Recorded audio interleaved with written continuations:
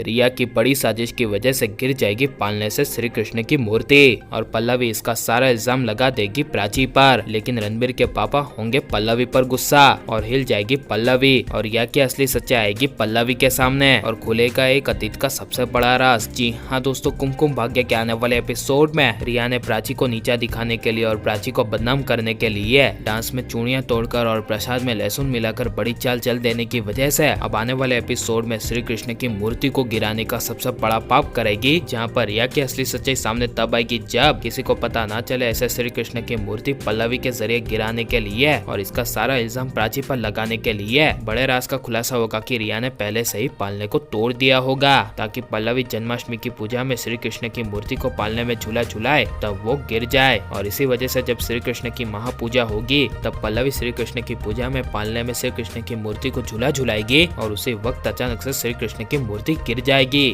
और पीछे खड़ी रिया श्री कृष्ण की मूर्ति को गिरते हुए देख काफी ज्यादा खुश हो जाएगी। लेकिन प्राची श्री कृष्ण की मूर्ति को गिरने से बचा लेगी और अपने साड़ी के पल्लू के जरिए पकड़ लेगी। जिसके बाद अचानक से श्री कृष्ण की मूर्ति गिरने की वजह से और घर में बड़ा अपशकुन होने की वजह से रणबीर के पापा अचानक से पल्लवी पर काफी ज्यादा गुस्सा होंगे और गुस्से से कह देंगे कि पल्लवी मुझे तुमसे ये उम्मीद नहीं थी। ये सुनकर पल्लवी हिल जाएगी। लेकिन पालने से श्री कृष्ण की मूर्ति गिरने का सारा इल्जाम प्राची पर लगाने के लिए रिया जानबूझकर पल्लवी को सबके सामने कहेगी कि ये पालना तो यहाँ से टूटा हुआ है, जिसे देखकर प्राची को काफी बड़ा शौक लगेगा और इसी वजह से पल्लवी पालना टूटा हुआ देख लेने की वजह से अचानक से प्राची पर गुस्सा होगी और गुस्से में प्राची को कह देगी कि तुम यही चाहती थी जब मैं पालने में श्री कृष्ण को झूला झुलाऊं तो श्री कृष्ण की मूर्ति गिर जाए और तुम उसे पकड़ लो। ये सुनकर प्राची कहेगी कि मैंने तो ये सोचा भी नहीं था और मैंने तो श्री कृष्ण का पालना पूरा चेक करके रखा था और पालना बिल्कुल सही था, लेकिन ये कैसे टूट गया ये मुझे नहीं पता। ये सब पल्लवी प्राची की एक बात नहीं सुनेगी, लेकिन ये सब और किसी ने नहीं बल्कि रिया ने ही किया है। इसका बड़ा खुलासा तब होगा जब सिद्धार्थ की नजर रिया पर पड़ेगी और रिया को खुश होते हुए देख और रिया को अनजान बनते हुए देख सिद्धार्थ को काफी बड़ा शौक लगेगा एंड सिद्धार्थ को पता चल जाएगा कि डांस के बीच चूड़ियां तोड़ने के पीछे और प्राची को चूड़ियां लगने के पीछे और किसी का हाथ नहीं बल्कि रिया का हाथ था